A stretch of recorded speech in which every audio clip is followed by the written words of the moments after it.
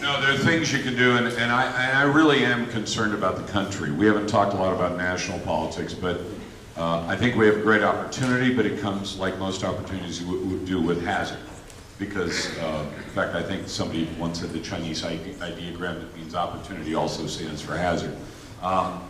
We are going to see an election, I think, in all likelihood, unless the Democrats cheat Bernie for the second time and risk the millennials burning them down, which they may do, if he gets the nomination.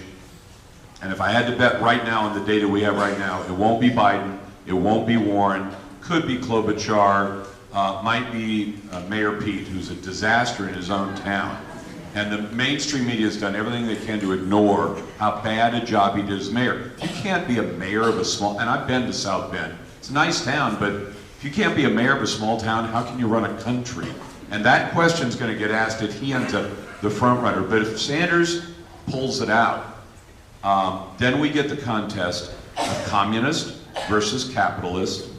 We get a guy who has spent his entire life in public office. Bernie, I don't know how many of you know his history, but he comes out of a very poor family. He goes to an elite college on a scholarship in Chicago, private school. Gets a four-year degree. You think, four-year degree from an elite private school, that's got to send you places. Didn't send him anywhere. Tried to be a carpenter for a while, failed at that, can't build things.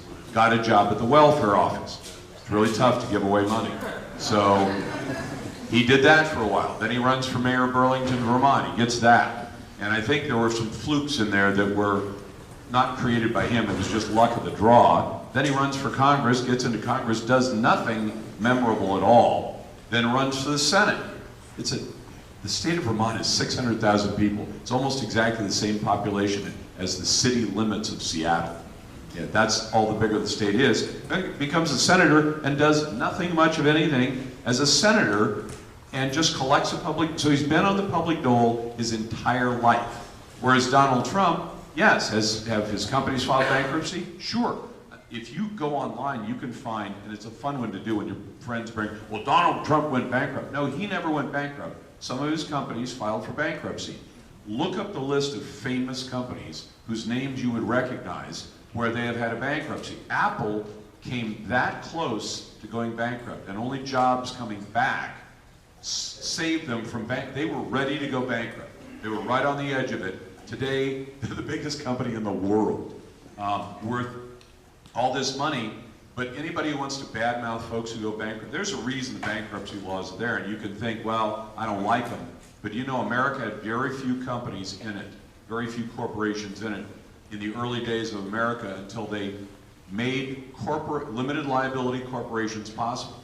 It just wasn't possible to do business. So we see this contest between these two. One guy who wants to double or triple the size of the federal budget, no idea how to pay for it except borrowing or taxing, and both of them are bad, versus a capitalist who's done great things for the country. And what's really just grinding the Democrats up right now is he's going to win a record number of the black vote in America. He is going to make Mitt Romney look like a piker by comparison, and John McCain too. He may get 30 to 35% of the black vote in America, and it's just extraordinary. And why? Because he actually delivered for them. He could say, he literally, how many of you know the phrase he used talking about black voters when he first ran? You know the phrase? What have you got to lose? You elected that other guy, he didn't do jack for you.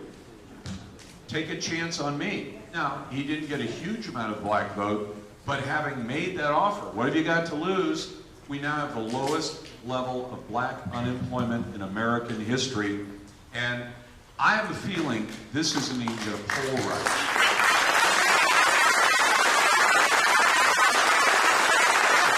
Because the posters are going to go to black voters, and if they're around anyone else, like, I'm voting for Bernie, or I'm voting for Pocahontas, or whoever. But in the voting booth, or at your kitchen table in Washington State, they're going, I'm voting for the guy who put a paycheck in my pocket and let me earn my dignity. And that's going to happen. You're going to have a lot of people lie to a lot of pollsters about what they're planning to do. So